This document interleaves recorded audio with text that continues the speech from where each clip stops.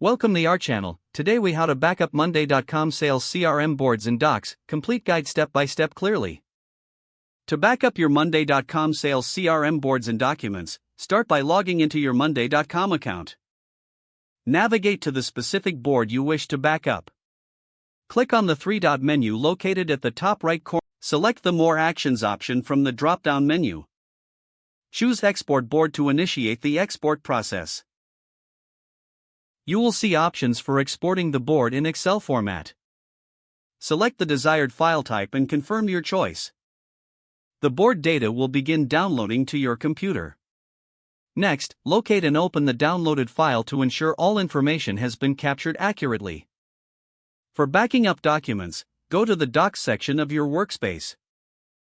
Choose the document you want to back up by clicking on it.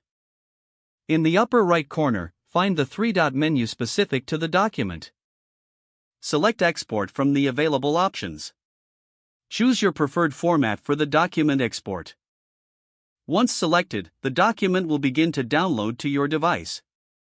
After both the boards and documents are backed up, organize them in a dedicated folder on your computer. Consider adding backup files to a cloud storage solution for additional security. Regularly schedule backups to ensure all new updates are captured. Review the backed up files periodically to maintain your records. With these steps, your monday.com sales CRM boards and documents will be securely backed up. If the page does not load, refresh the browser or try again in a private or incognito window. Make sure you are using the correct email address, then retype it carefully to avoid small typos. If your password is not accepted, use the reset option and create a new strong password you can remember.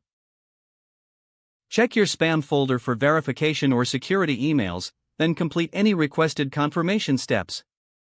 Enable two-factor authentication if available to improve account security and reduce unauthorized access risk.